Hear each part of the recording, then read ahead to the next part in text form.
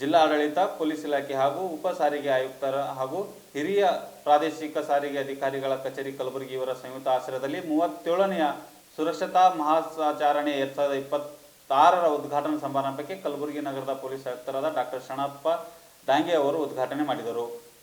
ಕಲಬುರಗಿ ನಗರದ PDA engineering college ಆಡಿಟೋರಿಯಂನಲ್ಲಿ 37ನೇ ರಸ್ತೆ ಸುರಕ್ಷತಾ ಮಾಸಾಚರಣೆ ಜನವರಿ 2026 ಉದ್ಘಾಟನಾ ಸಮಾರಂಭಕ್ಕೆ ಅತಿಥಿ ಗಣ್ಯರು ಜ್ಯೋತಿ ಬೆಳಗುವ ಮೂಲಕ ಚಾಲನೆ ನೀಡಿದರು.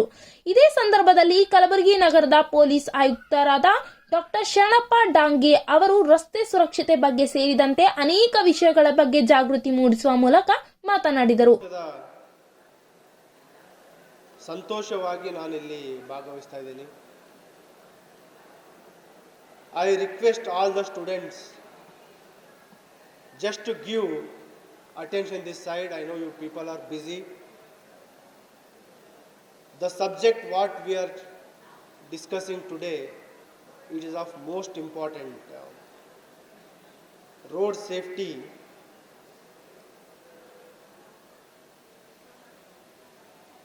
The reckless and careless driving, not following the road safety practices is costing every year around 1.5 lakh to 1.7 lakh deaths in India per year. Roads doesn't kill. ರಸ್ತೆಗಳು ನಮ್ಮ ಕೊಲೆ ಮಾಡ್ತಾ ಇಲ್ಲ. Our careless, reckless, rash and negligent driving is the cause for deaths on road. Overspeeding, drunken driving, not wearing helmet, not wearing seat belt, these are the reasons which is costing life. ಈ road safety week, road safety month ಒಂದು ಎಲ್ಲರಲ್ಲಿ ಜಾಗೃತಿ ಮೂಡಿಸಲಿಕ್ಕೆ ಮಾಡ್ತಾ ಇದ್ದೀವಿ.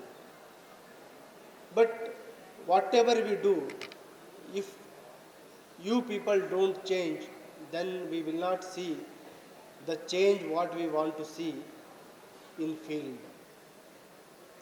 ತಾವು ಪ್ರತಿಯೊಬ್ಬ ವಿದ್ಯಾರ್ಥಿನಿಯರು ಫಸ್ಟ್ ನೀವು ಸಂಕಲ್ಪ ಮಾಡಬೇಕು. You need to do the take the resolution. We are at the start of this 2026. Each one of you should make firm decision. I will not step out of my home, I will not step out of college without following traffic rules. ಕಡ್ಡಾಯವಾಗಿ helmet ಹಾಕ್ತೀನಿ.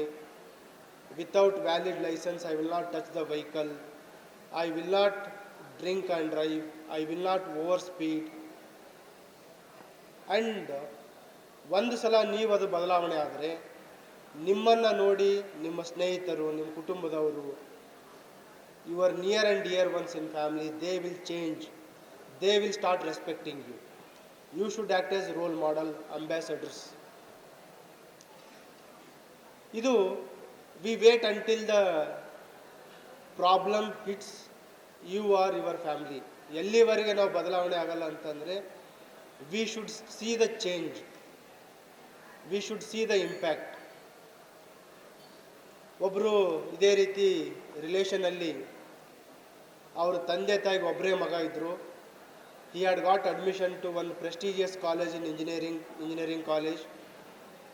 ತಂದೆ ಒಬ್ಬನೇ ಮಗ ಅಂತ ಬೆಳಿಗ್ಗೆ college ಬಿಡಲಿಕ್ಕೆ, ಕರಲಿಕ್ಕೆ, drop ಮಾಡಲಿಕ್ಕೆ ಹೋಗ್ತಿದ್ರು ಬೈಕಲ್ಲಿ, ವಿಯರಿಂಗ್ ಹೆಲ್ಮೆಟ್, ಫಾಲೋಯಿಂಗ್ ಎವ್ರಿಥಿಂಗ್.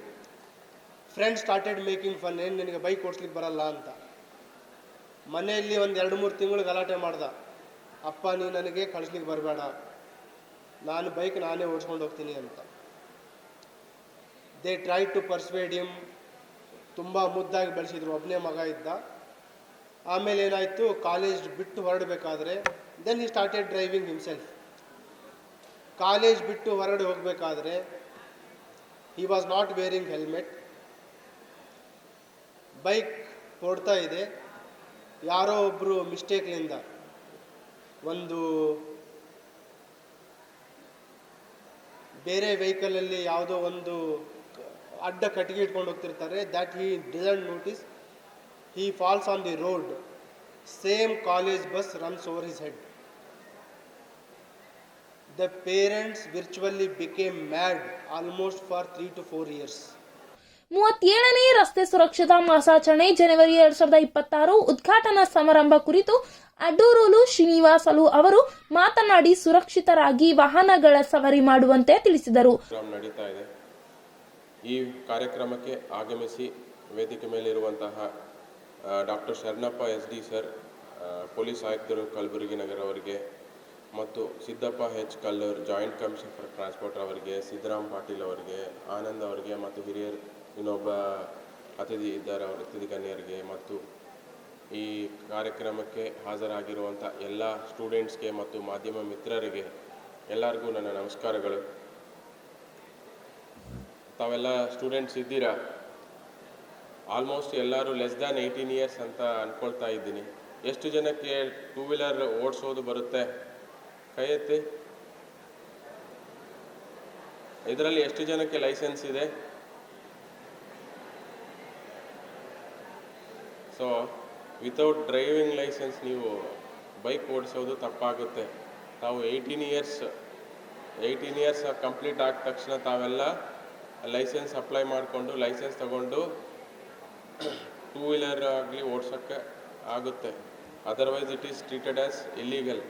ಒಂದು ನೆನಪಿಟ್ಕೊಳ್ಳಿ, ಈಗ ತಾವು ತಾವು 2 ವೀಲರ್ ರೈಡ್ ಮಾಡ್ತಾ ತಾವೇನಾದರೂ ಪೊಲೀಸ್ ಕೈಗೆ ಸಿಕ್ಕಿದರೆ ದಂಡ ನಿಮ್ಮ ತಂದೆ ತಾಯಿಯವರಿಗೆ ದಂಡ ಆಗುತ್ತೆ, ನಿಮ್ಗಾಗೋದಿಲ್ಲ. ಸೊ ಅದೊಂದು ನೆನಪಿಟ್ಕೊಳ್ಳಿ. ಅದರ್ವೈಸ್ ತಾವೆಲ್ಲ ನೋಡ್ತಾ ಇರ್ತೀರ, ಸಾಕಷ್ಟು ನ್ಯೂಸ್ ಪೇಪರ್ಗಳಲ್ಲಿ ಬರ್ತಾ ಇರುತ್ತೆ, ಎಲ್ಲ ಕಡೆ ಆಕ್ಸಿಡೆಂಟ್ಸ್ ಆಗ್ತಾ ಇರೋದು, ಅದರಲ್ಲಿ ಇಷ್ಟು ಜನ ಸಾವನ್ನಪ್ಪಿದ್ದಾರೆ ಮತ್ತು ಇಷ್ಟು ಜನಕ್ಕೆ ಗಾಯಗಳಾಗಿದೆ ಅಂತ. ಯಾವಾಗಲಾದರೂ ತಾವೆಲ್ಲ ಚಿಂತೆ ಮಾಡಿದ್ರ ಆಕ್ಸಿಡೆಂಟ್ ಆದವರು ಕುಟುಂಬ ಸ್ಥಿತಿ ಹೇಗಿರುತ್ತೆ ಅನ್ನೋದು? ಸೊ ನೋಡಿ, ಯಾಕಂದರೆ ಯಾರಿಗೆ ಆಗಿ ಇಂಜುರೀಸ್ ಆಗಿದ್ರೆ ಅವರು ನಡೆಯೋಕ್ಕಾಗೋದಿಲ್ಲ, ಮತ್ತು ರೆಗ್ಯುಲರ್ ಆಗಿ ಸ್ಕೂಲಿಗೆ ಹೋಗೋಕ್ಕೂ ಆಗೋದಿಲ್ಲ, ಮತ್ತು ಎಜುಕೇಷನ್ ಮಾಡಿಕೊಂಡು ನಿಮ್ಮ ತರಹ ಕರಿಯರ್ ಬಿಲ್ಡಪ್ ಆಗೋದಿಲ್ಲ. ಕೆಲವರಿಗೆ ಫ್ರ್ಯಾಕ್ಚರ್ಸ್ ಆಗುತ್ತೆ, ಕೈ ಮುರಿಯುತ್ತೆ, ಕಾಲು ಮುರಿಯುತ್ತೆ. ಅವರು ನಾರ್ಮಲ್ ಪರ್ಸನ್ ಥರ ಅವ್ರಿಗೆ ನಡೆಯೋಕ್ಕೆಲ್ಲ ಆಗೋದಿಲ್ಲ.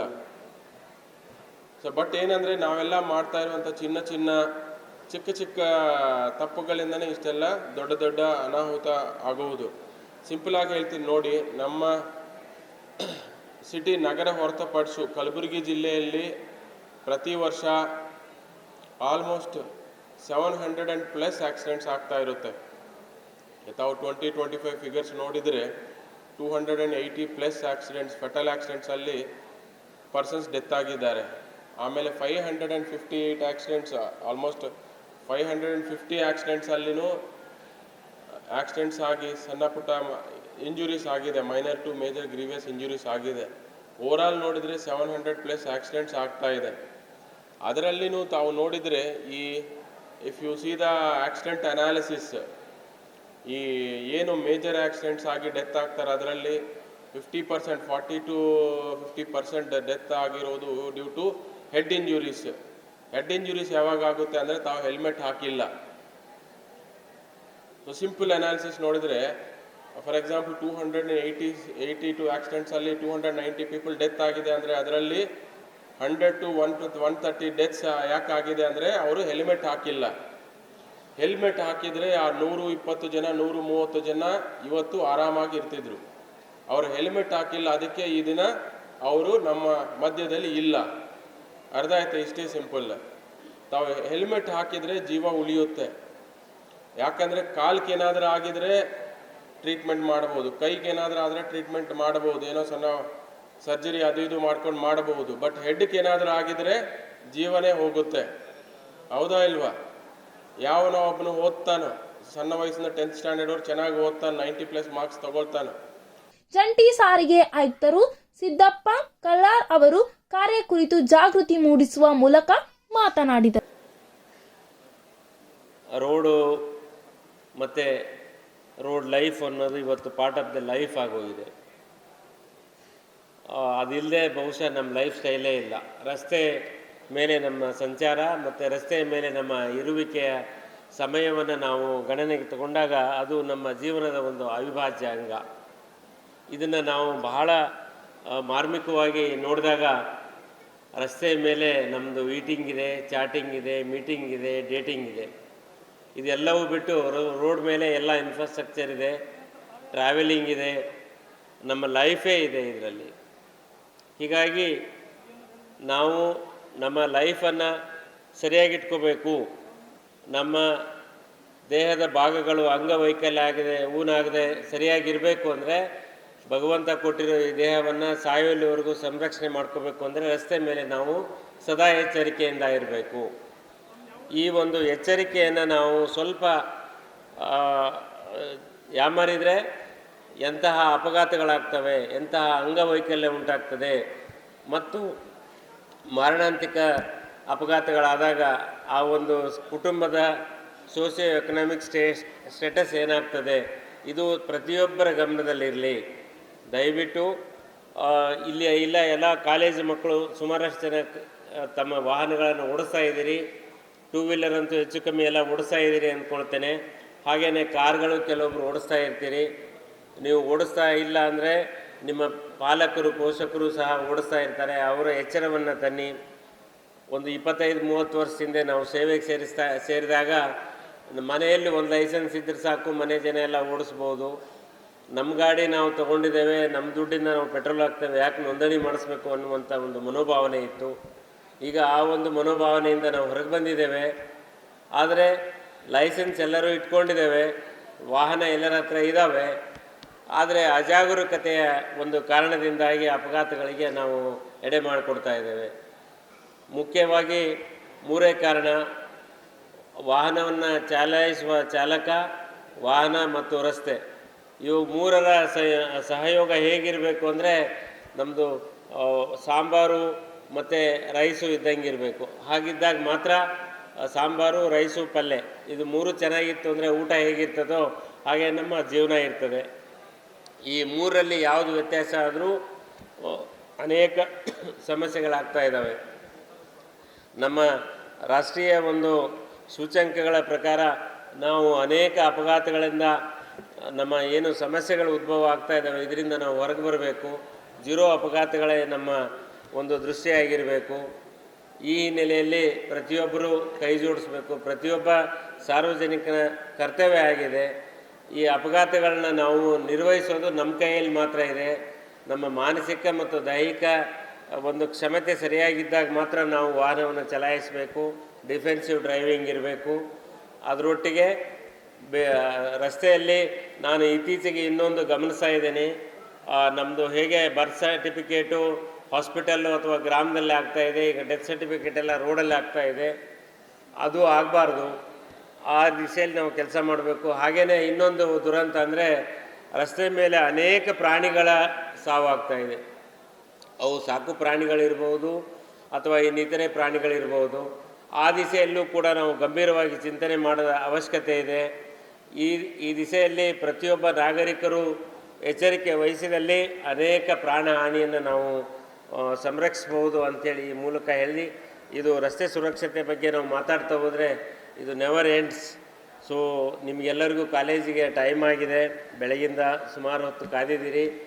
ಇದರ ಒಂದು ಸದುಪಯೋಗ ಇಷ್ಟೇ, ನೀವು ಒಂದು ರಸ್ತೆ ಸುರಕ್ಷತೆ ಅರಿವು ಇಟ್ಕೊಳ್ಳೋದ್ರ ಜೊತೆಗೆ ನಿಮ್ಮ ಪಾಲಕ ಪೋಷಕರಿಗೂ ಕೂಡ ಈ ವಿಷಯವಾಗಿ ಕಿವಿ ಮಾತನ್ನು ಹೇಳಿ ಅಂತ ಹೇಳಿ ನನ್ನ ಮಾತಿಗೆ ವಿರಾಮ ಮಾಡ್ತೇನೆ. ನಮಸ್ಕಾರ.